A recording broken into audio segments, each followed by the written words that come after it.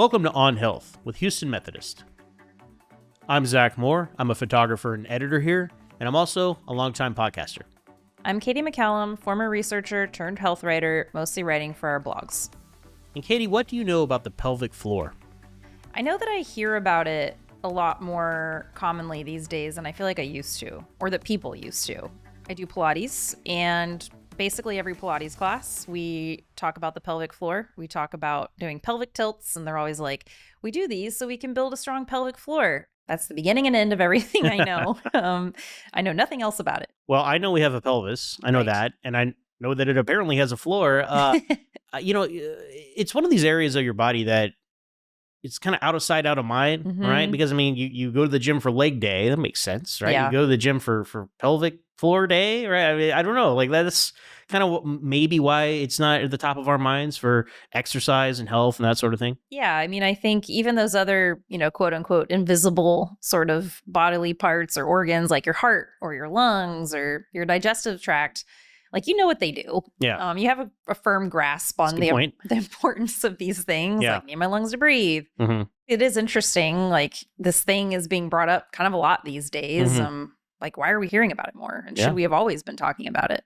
Like, where is it exactly? What is it exactly? A lot of questions there for me. A lot of questions. We're going to get some answers today. And who do we talk to about this, Katie?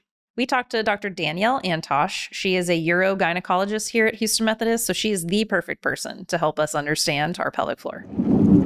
Thanks for being with us here today, Dr. Antosh. Thank you for having me. I think there's a lot of body parts that we have a pretty good grasp on. We know what our heart does. We know what our lungs do. If you asked me to explain the pelvic floor, I would say I know I have one. And that's probably all I could tell you. So we're gonna dive into all that today. We're gonna figure out, what this thing is, why it's important. I did want to, before we get started, I'm curious, what's the most common myth or misconception that you hear about pelvic health?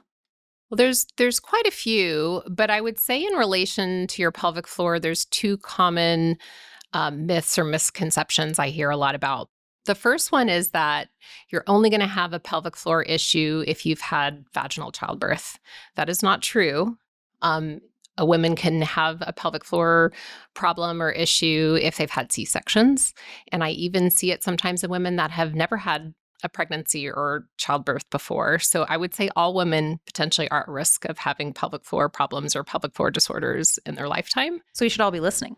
Definitely. Okay. This is very important in my opinion. I mean, I do see this all day, every day, but it is a common problem. About 1 in 4 women suffer from a pelvic floor issue in their lifetime. And, 1 in 5 women will have a surgery for either bladder incontinence or prolapse in their lifetime. So extremely common, very important. And then I would say the other misconception is, or kind of myth that I hear a lot about, and I remember hearing this kind of growing up too, is to do a Kegel, you should be stopping your urine flow like when you're peeing.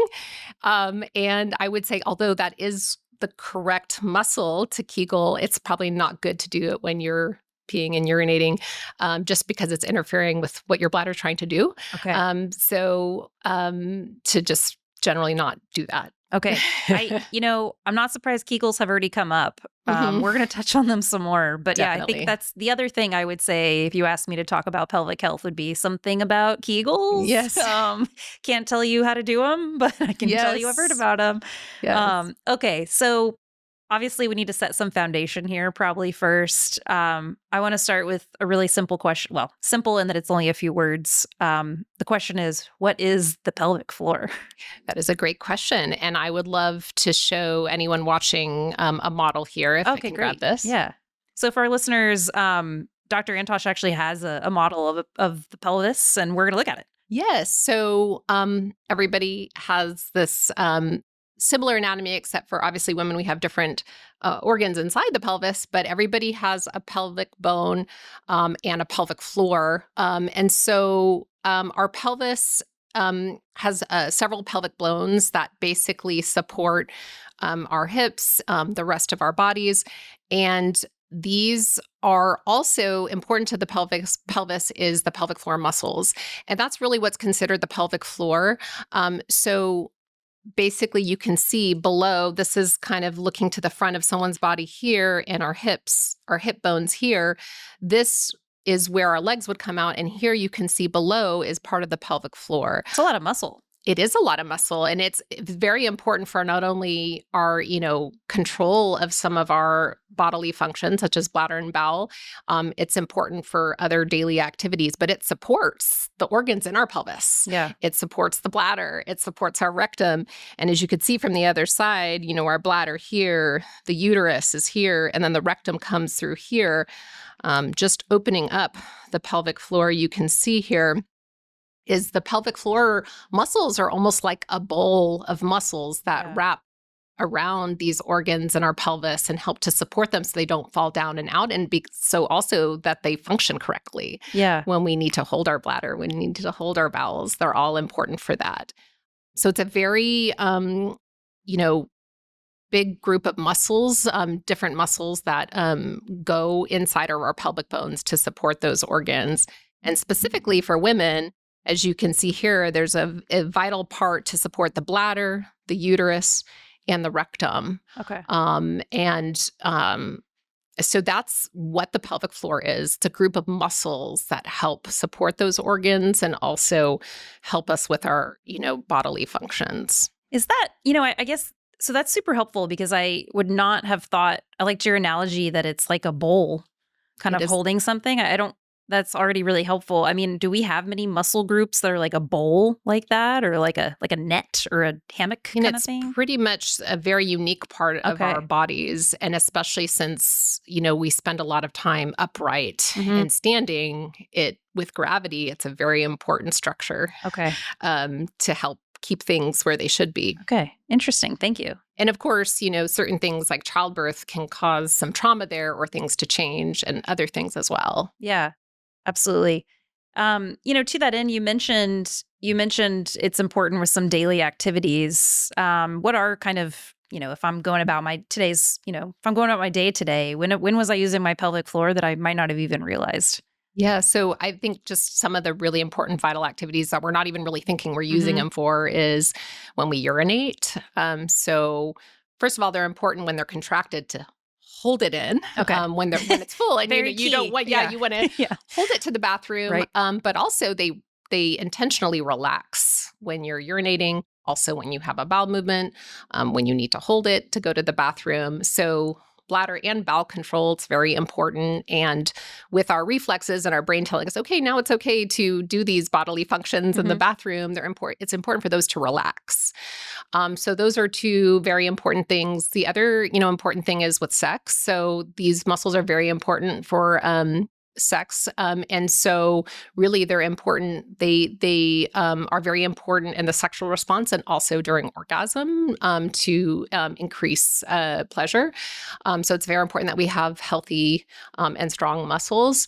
And it's also just important in just day-to-day activities. Right. Jumping, bending over, when you're exercising, when even you're breathing, your pelvic floor is dynamic. It's moving. It's contracting as your diaphragm moves as well. So even just the act of breathing, your pelvic floor muscles are ready. They're contracting. They're like coordinating. They're coordinating with your breathing. So it's interesting. It's important for breathing. It's important for urination. It's important for bowel movements. It's important for sex. It's important when you're jumping around and doing exercises, that it provides that support. It almost reflexively contracts.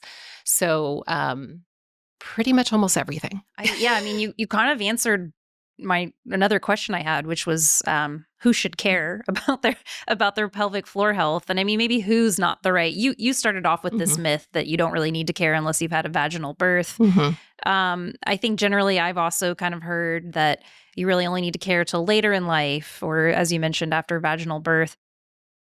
It sounds like maybe that's not the case. You've already said that's a myth. So I guess I would say, is the question, when should someone start caring, or how would you answer that? Yes, I think everyone should be aware of what it is and be actively aware in preventing maybe issues down the road, since, like I said, we're all potentially at risk of these issues later. And, there may be certain things like pregnancy and childbirth, where you want to pay even more attention to the pelvic floor, or after childbirth, maybe do some extra therapy or exercises. But in my opinion, everybody should know what a pelvic floor muscle exercise is, and we should be working it out like any other important muscle of our body. I know there's a lot out there right now about, strength training, keeping our muscles strong, especially as we age. Well, the pelvic floor muscle should be part of that. Okay. It's very important. Yeah. It's, I'm glad you brought it up like that, because I wanted to talk about how when I think of strength training, I think my calves, my biceps, like those are muscles I can point to and say like, oh, I see this getting bigger. Like my efforts are working, or, whoa, I overdid it in the gym. Like this is what hurts. I think the pelvic floor it's invisible. Well, I mean, we can't see it, so it's hard to imagine as much. So, I mean, what tips would you say if someone kind of doesn't even know if their pelvic floor is in, I guess, maybe good shape is what I would say. Yes. I mean, so I guess if you're not actively noticing it, meaning having a pelvic floor problem, such as bladder bowel control issues, or the other problem we sometimes see is pain, vaginal and pelvic pain, then maybe you do have a healthy pelvic floor, meaning you shouldn't be aware of it functioning all day, every day. If it's a healthy pelvic floor, you're not necessarily going to feel it as it's contracting and doing these normal things. It's kind of just part of routine life. But at the same time, we don't want to forget about it. Right. We still want to work it out so that it doesn't get weak. Because I don't know if you're going to get to this, but with one of the big changes in a woman's life in menopause, well, what happens to our muscles and our bodies with those kind of decreasing hormone levels is our muscles, or our collagen changes, but our muscles tend to atrophy too. And that includes the muscles of the pelvic floor. These are voluntary muscles. They're not muscles that just will naturally contract on their own. We have to purposely also contract them to keep them strong, like do some strength training with them. And sometimes natural exercises that we do can do that. But if not, you should be doing pelvic floor muscle exercises or Kegels, however you want to pronounce it, to keep those muscles strong as we age, especially into and after menopause. Yeah, I like the proactivity kind of direction we're going here, because I'm very, I write about health problems all day. So it's very top of mind for me that, the best way to kind of not perhaps need to read something that I write all day is to like get ahead of some of this stuff. So you've mentioned exercises a few times. I know when I'm in my Pilates class, almost every Pilates class, they say like, we're doing something with our pelvic floor, we're tilting it or something, and I never quite know if I'm doing it right or things like that. Like, what are these exercises we should be doing? Is it easy to mess them up? Is it Kegels? What are those tips you have for someone? Yes. So pelvic floor muscle exercises, also known as Kegel exercises, are when basically you purposely draw them in and contract the muscles of your pelvic floor. And there's certain things you can think about to kind of engage those muscles. Most commonly is thinking about not peeing or holding your pee or your urine. So kind of, it's almost like a lift and a squeeze. And the other thing that might help people to engage their pelvic floor is also thinking about not passing gas. So if you feel like you're thinking about, okay, I don't want to pee and I'm trying to squeeze, if you don't feel those pelvic floor muscles moving, and one way you can tell is just gently, placing your fingers, over your underwear or on the outer part to see if you feel like a lift there. You can also, if you feel comfortable with it, gently, put your finger just inside the vaginal opening to see if you can feel a squeeze around your finger, because that is the pelvic floor muscles. But if you're not getting that sense or movement, sometimes thinking about the gas, like trying to hold in gas, can recruit some of those same muscles. And sometimes I feel like people squeeze them a little more effectively, especially when I, check patients and their pelvic floor. Sometimes if I give them that cue, like I tell them, okay, imagine you're walking into, a crowded elevator and you feel like you might accidentally pass gas. So squeezing those muscles, those are engaging your pelvic floor. And so just that thought of doing that and thinking about that can engage your pelvic floor if you need kind of more kind of mental cues to help yourself. And I think the best thing to do is to try to, and everyone has different like strengths and weaknesses of their pelvic floor. Some people can only hold it for like a second because it's so weak. But you want to try to hold and squeeze for anywhere between 3 to 10 seconds, depending on how long you can hold it. Okay. And then you probably want to give yourself a little rest or relax for 5 to 10 seconds. And you want to try to do 30 to 40 squeezes a day. Okay. So it really doesn't take that long to do. It's just a matter of remembering to do it, either incorporating it into your like daily routine, like I'm going to do it. Some people think I'm going to do it at every stoplight I stop at in the car, or when I'm brushing my teeth in the morning. Sometimes multitasking and doing other things at the same time is a little challenging for people that are starting off. So either doing it sitting down or laying in bed, trying to squeeze those muscles, or maybe at the end of a workout, laying on a mat and doing it. The good thing about it is no one can tell that you're doing a pelvic floor muscle exercise. You shouldn't be lifting your buttock off the floor or making a grimacing face or anything. It really is something that you can do anywhere, anytime, and no one should be able to tell that you're doing it. So that's a good thing with it. I feel like some of the videos I've seen, they kind of want you to like tilt while you're doing that, and maybe like your belly is filling with air. So is that that's not necessarily needed? Because when I have tried those sorts of things, it's too much going on and I cannot figure it out. Yeah, I would just try to focus on the pelvic floor and not think about the other things. Like it shouldn't be a lot of grimacing or like squeezing your buttock muscles or your ab muscles. Although some of those muscles may engage a bit, it really, just to focus on the pelvic floor. But if the other thing is, if you have difficulty remembering to do that, or it's hard for you to do that, I think there's 2 options. There's certain exercises. You mentioned one of them, Pilates. Pilates and yoga, and actually there was one study on bar. Exercises and classes have been shown to be really good for the pelvic floor and your core pelvic muscles to strengthen them. So if you feel like, hey, I'm not going to remember to do these every day, like maybe try to engage in one of those kind of group activities, on a weekly basis to keep your pelvic floor muscles strong, doing yoga, you know. So I might already be ahead of the curve here if I do Pilates and yoga every week. Yes, it's great for your pelvic floor. And the nice thing about Pilates and yoga, it strengthens, but it also stretches at the same time. It teaches those muscles to kind of also stretch, which is important, and then strengthen them too. So, you mentioned that earlier and I wanted to ask about it. So now seems like a good time. The pelvic floor needs to tense up and relax, strengthen and stretch. I like, what does that mean, I guess? And like, what is that important for? Well, I think there are 2 kind of dysfunctions, opposite ends of the spectrum with your pelvic floor. They're what we most commonly think about when people have pelvic floor muscle issues are really weak pelvic floors, which is more common after childbirth and as we age. But there's also women that can, and men that can have really tight pelvic floors. And that can be a dysfunction too. It can cause pain, pain with sex, trouble emptying your bladder and your bowels, constipation. And so we don't want to be at far ends of the spectrum on either one of those. And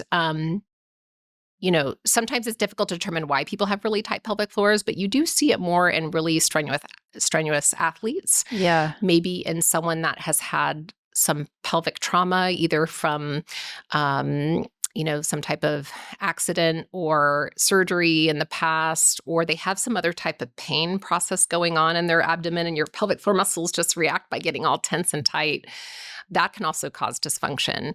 So one thing I would say too is that if you're having a lot of pelvic pain and pain with sex, it may not be a good idea to just go do a ton of Kegel and exercises. Maybe get checked out by, a specialist first, or your gynecologist, or even see a pelvic floor physical therapist. We have physical therapists that deal with pelvic floor issues too, if you are having any of those problems.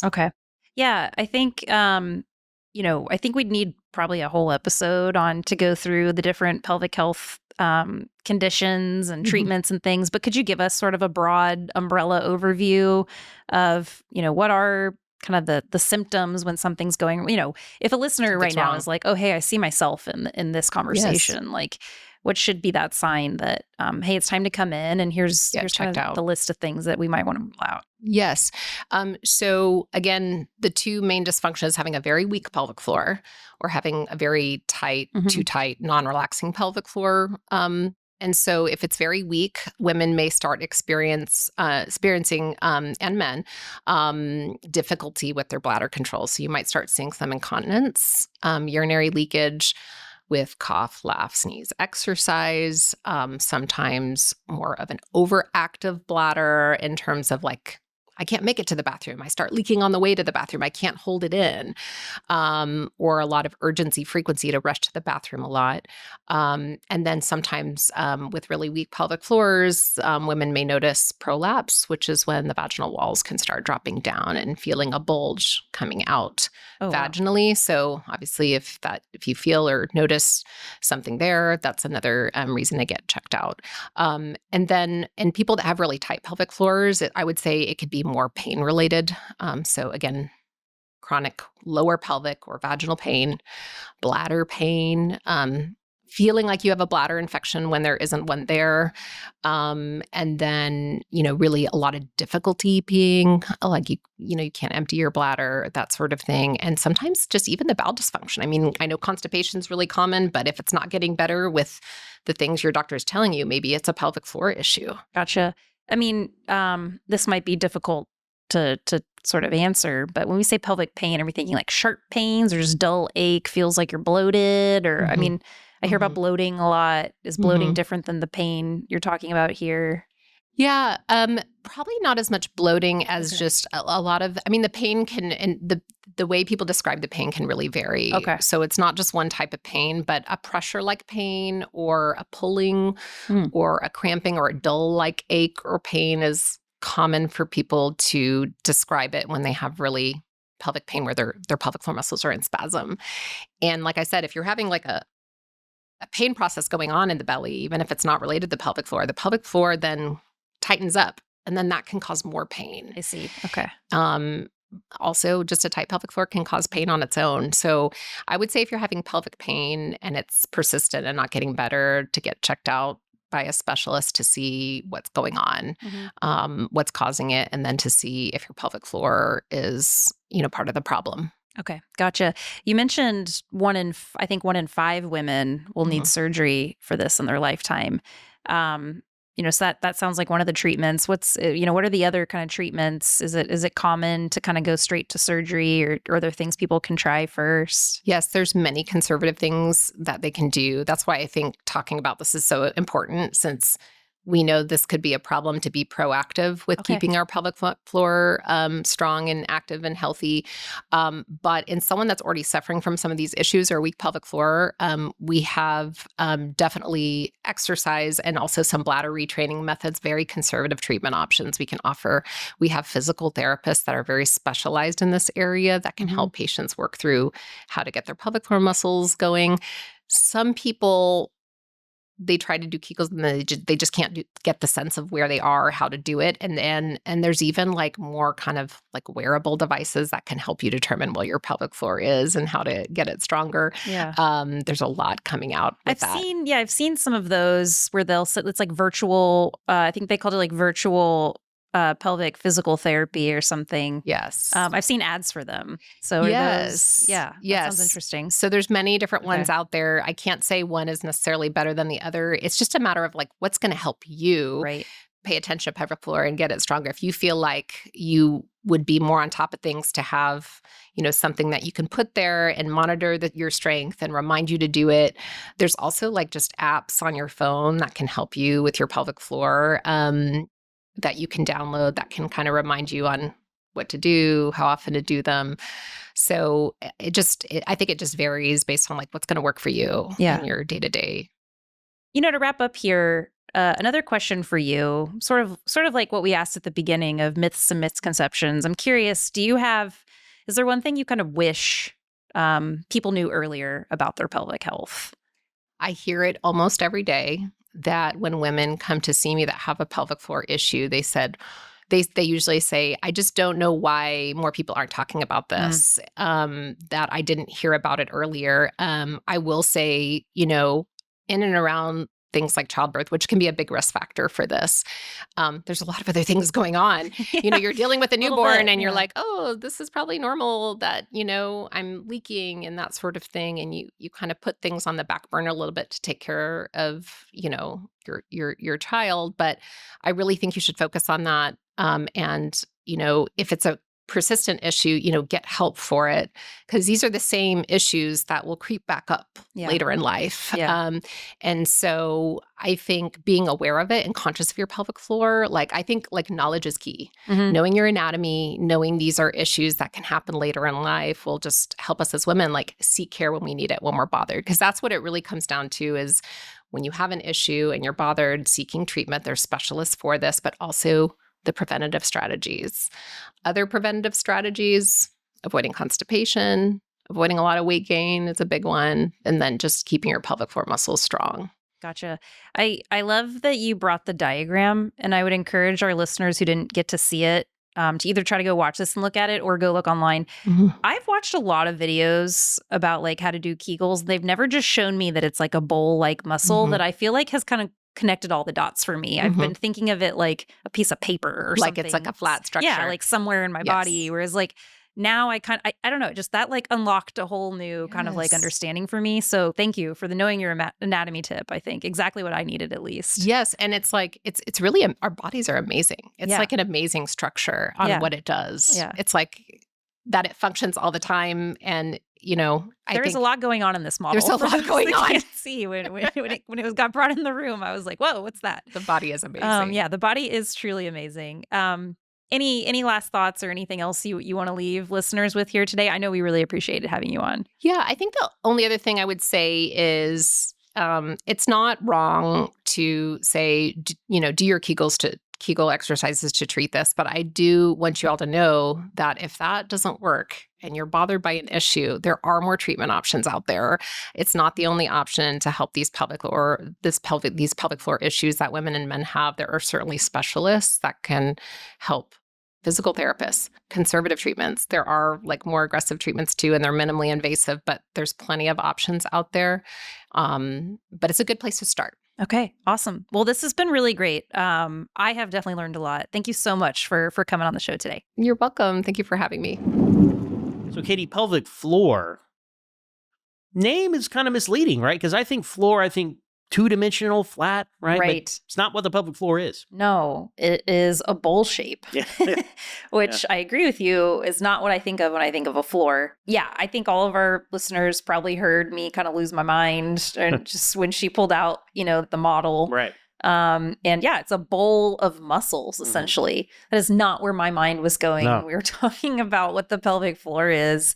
For people just listening, we also do have a video version of this, guys. And I do think you should go try to watch, at least when she brings out the model. It definitely made it way more clear why it's so important to me when I saw it. Right. I mentioned out of sight, out of mind. Well, now inside, in mind. Now I really was able to wrap my mind around what's going on down there, right? Yeah, absolutely. Absolutely. And I think too, I'm also glad she brought up, you can physically see why it matters through the model. But I'm glad that she brought up, and we kind of dealt with this right away, of it's a misconception that this is only something to think about if you're, pregnant or have just been pregnant or you're much older. Your pelvic floor is important throughout your life. And it's probably something we actually don't talk about enough. Right. No, it's a men issue. It's a woman issue. It's universal. Everybody has a pelvic floor. Right. And look, I understand that it's kind of it's a private area down there, right? I mean, Dr. Antosh listed off all of its functions and its importance, and those are things that we're not really comfortable talking about a lot, right? Especially in public places, and they're like, oh, do I really want to go talk to my doctor about this? Unless you have a clear and present problem. But as she pointed out, look, most of the people that come in here, they wish they would have come in sooner. So don't be afraid to do that. Yeah, absolutely. Absolutely. And, she gave us some pretty practical, easy tips for, keeping a strong pelvic floor. Kegels, I know we've probably all heard of them. I loved her mental cue for how to do those correctly. I've heard a lot of weird sort of things you should do to do a Kegel. It's never stuff that is a common action that you do. Hers was great. It was pretend you're in an elevator and you don't want to pass gas in front of a bunch of strangers. That's a very kind of obvious mental cue that we've all been in that situation. All been there. Yeah. And she was like, do it at a stoplight. Do it for 30 seconds at a stoplight a couple times a day. No, I'm absolutely going to do that because you hear about, here's a part of your body that you haven't been thinking about, but you should be exercising it and maintaining it. I'm like, that's intimidating. But the stoplight thing, I can totally do that. 30 seconds every now and then at a stoplight. So don't be intimidated by all this new knowledge about this body part you have. There are simple and easy ways to maintain it, keep it healthy, and then again, always see your primary care physician and they can inform you further. Absolutely. Totally agree. All right, that's going to do it for us this time on Health with Houston Methodist. Be sure to share, like, and subscribe wherever you get your podcasts. We drop episodes Tuesday mornings. So until next time, stay tuned and stay healthy.